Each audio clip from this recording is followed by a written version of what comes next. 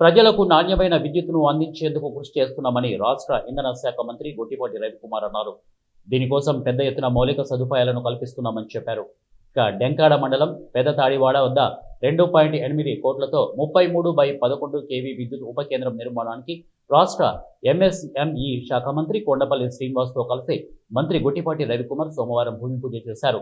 ఈ సందర్భంగా మంత్రి రవికుమార్ మాట్లాడుతూ విద్యుత్ ఛార్జీలను పెంచకుండానే పెద్ద ఎత్తున మౌలిక వసతులను కల్పించేందుకు కృషి చేస్తున్నట్లు చెప్పారు. గత ప్రభుత్వం 5 ఏళ్లలో 9 సార్లు విద్యుత్ ఛార్జీలను పెంచడమే కాకుండా విద్యుత్ రంగ అభివృద్ధిని పూర్తిగా నిర్లక్ష్యం చేసిందని అన్నారు. 20 లక్షల కనెక్షన్స్ ఇచ్చారు. మన ప్రాంత ప్రజలందరూ కూడా వినియోగించుకోమని చెప్పి ఇవ్వడం తీసుకురావడం జరిగింది. దాదాపు 1 కిలోవాట్, 2 కిలోవాట్, 3 కిలోవాట్ల దాకా మన ఇంటి పైన పెట్టుకోవచ్చు. దాదాపు 78,000 రూపాయల పైన మనకి సబ్సిడీ వస్తుంది అన్నమాట. అది కాకుండా మిగతాదంతా కూడా మా అధికారులు, మా కలెక్టర్ గారు, మా జేసీ గారు ఇక్కడే ఉన్నారు. బ్యాంకర్స్ తోటి, వెండర్స్ తోటి, బెనిఫిషరీస్ తోటి మీరు మీటింగ్లు పెట్టించండి. ఈ కార్యక్రమం ప్రతి కాన్స్టిట్యున్సీలో కూడా 10,000 ఇళ్ల పైన మనం చేస్తూ ఉన్నాము.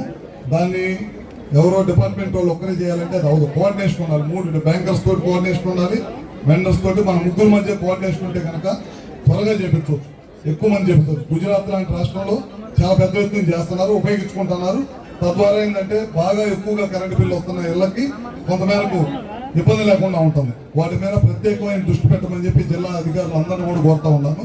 అది కాకుండా ఆర్డీఎస్ఎస్ అని చెప్పి పొలాలకు వెళ్ళే వ్యవసాయ కనెక్షన్ 9 గంటలు, అట్లానే గ్రామాలకు వెళ్ళే దానికోసం ప్రభుత్వం చేస్తా ఉంది. ఆ కార్యక్రమం కూడా తొందరగా ముగిస్తాము. దాదాపు ఇప్పటికి 60 కోట్ల రూపాయలు శాంక్షన్ చేసాం. అవన్నీ కూడా తొందరగా చేస్తాం.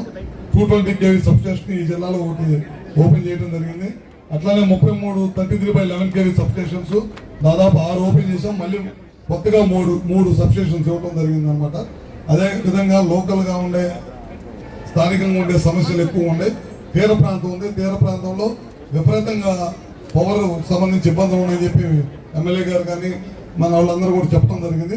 తప్పకుండా సీఎండీ గారు దాని మీద ప్రత్యేకమైన దృష్టి పెట్టి వెళ్ళి నేనే పర్సనల్గా మనిషిని పంపించి చూసుకుంది అని ఏ విధంగా మనం ఆ ప్రాంతంలో సబ్స్టేషన్ కావాలా, లేకపోతే లైన్స్ ఏమైనా మార్చాలా, ఏదైనా ఉన్నా సరే తప్పకుండా చేస్తామని చెప్పి కూడా మీ అందరూ తెలియజేసుకుంటూ, కూటమి ప్రభుత్వం అధికారంలోకి వచ్చి సంవత్సరం 3 నెలలు అయిన తర్వాత ఈరోజు ఈ సబ్స్టేషన్ కి డెంకాడ పెదతాడివాడ మండలంలో మనం ఈ సబ్స్టేషన్ ఈ రోజు ఇనాగరేట్ చేసుకోవడం జరిగింది.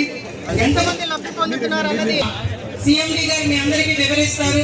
అలాగే రీసెంట్ గా టిక్కో హౌసింగ్ కోసం అని మన ప్రభుత్వం డిసెంబర్ లోపల మనకు సమయం ఇచ్చింది కాబట్టి దాన్ని కూడా పూర్తి చేసుకున్నాం. కాబట్టి అన్ని కూడా అలాగే మీరు చూస్తే